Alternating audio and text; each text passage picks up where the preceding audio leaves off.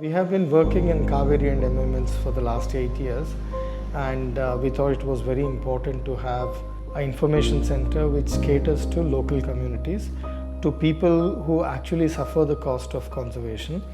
I think it's turning out to be a hub for a lot of school kids to hang around, try to learn more about birds, about nature. So I think this is what is a first step according to us, which is a very nice thing which has happened, and hopefully we will see change in behavior. ನಾವು ಹೊಳೆಮತ್ತಿ ಪ್ರಕೃತಿ ಮಾಹಿತಿ ಕೇಂದ್ರಕ್ಕೆ ಬರೋಕ್ಕೂ ಮುಂಚೆ ಸಾಮಾನ್ಯ ಮಾಹಿತಿ ಅಷ್ಟು ತಿಳಿದಿರಲಿಲ್ಲ. ಸಾಮಾನ್ಯ ಕಾಡು ಪ್ರಾಣಿಗಳು ಅಂದರೆ ಅದ್ರ ಬಗ್ಗೆ ಸುಮ್ಮನೆ ಮಾಹಿತಿ ಹೆಸರುಗಳು ಗೊತ್ತಿತ್ತು ಅಷ್ಟೇ. ಅದಕ್ಕೆ ಮುಂಚಿತವಾಗಿ ಬರೀ ವಾತಾವರಣವನ್ನು ಮಾತ್ರ ನೋಡ್ತಾ ಇದ್ದೆ. ಇಷ್ಟು ಸುಂದರವಾಗಿದೆ, ಗಿಡ ಮರಗಳಿದೆ ಅಂತೇಳಿ ಅದನ್ನು ಮಾತ್ರ ಫೀಲ್ ಮಾಡ್ತಾ ಇದ್ದೆ. ಬಟ್ ಹೊಳೆಮತ್ತಿಗೆ ಬಂದ ಮೇಲೆ ಅಲ್ಲಿರುವಂಥ ಪ್ರಾಣಿಗಳ ವಿಚಾರದಲ್ಲಿ, ಅಲ್ಲಿರುವಂಥ ಚಿಟ್ಟೆಗಳಾಗಿರ್ಬೋದು, ಕೀಟಗಳಲ್ಲಿ ಎಷ್ಟು ವಿಧಗಳಿದೆ, ಆಮೇಲೆ ಆ ವಂಶಾಭಿವೃದ್ಧಿ ಯಾವ ಥರ ಮಾಡ್ಕೊಳ್ಳುತ್ತೆ, ಆಮೇಲೆ ಕೀಟಗಳು, ಪಕ್ಷಿಗಳು, ಅದನ್ನೆಲ್ಲ ನೋಡಿದ ಮೇಲೆ ಹೌದಾ, ನಮ್ಮ ಕಾಡಿನಲ್ಲಿ ಈ ರೀತಿಯೆಲ್ಲ ಪ್ರಾಣಿಗಳಿದೆಯಾ, ಈ ರೀತಿಯಾಗಿ ವಾಸವಾಗಿದೆಯಾ, ಅದನ್ನು ನೋಡಿದ ಮೇಲೆ ನೋಡುವಂಥ ವಾತಾವರಣ ಚೇಂಜ್ ಆಯಿತು. ಹೊಳೆಮತ್ತಿ ಪ್ರಕೃತಿ ಮಾಹಿತಿ ಕೇಂದ್ರಕ್ಕೆ ಹೋಗಿ ಬಂದ ನಂತರ ಆ ಚಾರ್ಟ್ಸ್ ಎಲ್ಲ ನೋಡಿದ ನಂತರ ಮತ್ತು ಆ ಮಕ್ಕಳು ಆ ಪಕ್ಷಿನ ಗುರುತಿಸ್ತಾ ಇದ್ರು. ಸರ್, ಇಂಥ ಪಕ್ಷಿ ಬಂದಿದೆ, ನಿಂಗೆ ಹೆಂಗೆ ಗೊತ್ತು ಸರ್? ನೀವು ಚಾರ್ಟ್ಸಲ್ಲಿ ತೋರಿಸಿದ್ರಿ, ಆ ರೆಡ್ ವೆಂಟೆಡ್ ಬುಲ್ಬುಲ್ ಅನ್ನೋದು ಅದು ಕೂಗೋ ಸೌಂಡನ್ನ ನಾನು ಜ್ಞಾಪಕ ಇಟ್ಕೊಂಡಿದ್ದೆ.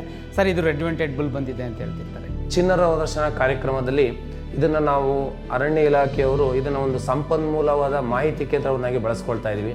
ಪ್ರತಿ ಚಿನ್ನರ ವರ್ಷದಲ್ಲಿ ವಿದ್ಯಾರ್ಥಿಗಳನ್ನು ಇಲ್ಲಿಗೆ ಕರೆತಂದು ಇಲ್ಲಿರ್ತಕ್ಕಂಥ ಮಾಹಿತಿಯನ್ನು ಅವರಿಗೆಲ್ಲ ತಲುಪಿಸೋವಂಥ ವ್ಯವಸ್ಥೆ ಮಾಡ್ತಾ ಇದ್ದೀವಿ. ಅಂದರೆ ಸಭೆಯಲ್ಲಿ ಬಂದು ಆ ಥರ ಕ್ಯಾರೆಕ್ಟರ್ ಉಳ್ಳವರಿದ್ದರು. ಇರುವಂಥದ್ರಲ್ಲಿ ಈ ರೀತಿ ಮಾಹಿತಿ ಮುಟ್ಟಿಸುವಾಗ ಅವರು ಬೇಟೆಯಾಡೋಕ್ಕೆ ಹೋಗ್ತಾ ಇರಲಿಲ್ಲ, ಬೇಟೆಯಾಡೋರ ಜೊತೆ ಅವ್ರು ಹೋಗ್ತಾಯಿದ್ರು. ಆಗ ಇದನ್ನು ತಿಳಿಸುವಾಗ ಹೌದು, ಈ ರೀತಿ ನಾವು ಮಾಡಬಾರ್ದು ಅಂದರೆ ಅದ್ರ ವಿಚಾರದಲ್ಲಿ ಅವ್ರಿಗೆ ಅರಿವಿರಲಿಲ್ಲ.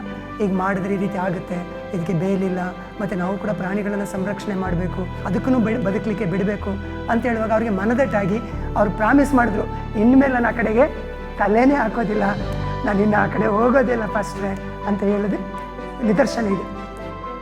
ಶಾಲೆಯಲ್ಲಿ ನಾನು ಮಕ್ಕಳ ಹತ್ರ ಕೇಳಿದಾಗ ಮಕ್ಕಳಂದರು, ಮಿಸ್ ನಮ್ಮ ಮನೆಗಳಲ್ಲಿ ಹೇಳಿದ್ವಿ, ನಾವು ಪ್ರಾಣಿಗಳನ್ನ ಬೇಟೆಯಾಡೋಕ್ಕೆ ಯಾರೂ ಹೋಗ್ಬಾರ್ದು, ಪ್ರಾಣಿ ಹಿಂಸೆ ಮಾಡಬಾರ್ದು, ಮತ್ತು ಪ್ರಾಣಿಗಳನ್ನ ಸಂರಕ್ಷಿಸಬೇಕು, ಆಮೇಲೆ ಪ್ರಾಣಿ ಪಕ್ಷಿಗಳನ್ನ ನಾವು ಕಾಪಾಡಬೇಕು ಎಂಬುದ್ರ ಬಗ್ಗೆ ಹೇಳಿದ್ರು. ಈ ನಮ್ಮ ಹೊಳೆಮತ್ತಿ ಮಾಹಿತಿ ಕೇಂದ್ರದಲ್ಲಿ ಸ್ಥಳೀಯ ಅರಣ್ಯಗಳು ಯಾರ್ದು, ಅವರಲ್ಲಿ ಅರಣ್ಯ ನಿಮ್ಮದು ಅನ್ನೋ ಒಂದು ಮನೋಭಾವನೆಯನ್ನು ಹುಟ್ಟುಹಾಕಿ ಈ ಅರಣ್ಯವನ್ನು ಭವಿಷ್ಯತ್ನಲ್ಲಿ ಉಳಿಸುವಲ್ಲಿ ವಿದ್ಯಾರ್ಥಿಗಳ ಜವಾಬ್ದಾರಿಗಳೇನು, ಮತ್ತು ಅವರ ಪೋಷಕರು ಅರಣ್ಯ ಅಪರಾಧದಲ್ಲಿ ಪಾಲ್ಗೊಳ್ಬಾರ್ದು ಅನ್ನೋ ಒಂದು ಅರಿವನ್ನು ಮೂಡಿಸ್ತಾ ಇದೆ. ಮಕ್ಕಳಿಗಂತೂ ಎಷ್ಟು ಉಪಯೋಗ ಆಯಿತು ಅಂದರೆ ನಿಜವಾಗ್ಲೂ ನಾವು ಭಾಗ್ಯವಂತರು. ನಮ್ಮ ಏರಿಯಾದಲ್ಲಿ ಈ ಥರ ಹೊಳೆಮತ್ತಿ ಪ್ರಕೃತಿ ವನ್ಯಧಾಮ ಇದೆ ಅಂದರೆ ನಾವು ಭಾಗ್ಯವಂತರು, ಪುಣ್ಯ ಪಡೆದವ್ರಿ. ಕೇಳೋರು ಬೇಕು, ಜೊತೆಗೆ ಕೇಳೋರಿದ್ದ ಮಾತ್ರಕ್ಕೆ ಆಗೋದಿಲ್ಲ, ಹೇಳ್ಕೊಡೋರು ಬೇಕು. ಆ ಹೇಳ್ಕೊಡುವಂಥ ಕಾರ್ಯನ ಹೊಳೆಮತ್ತಿ ಮಾಡ್ತಾ ಇದೆ.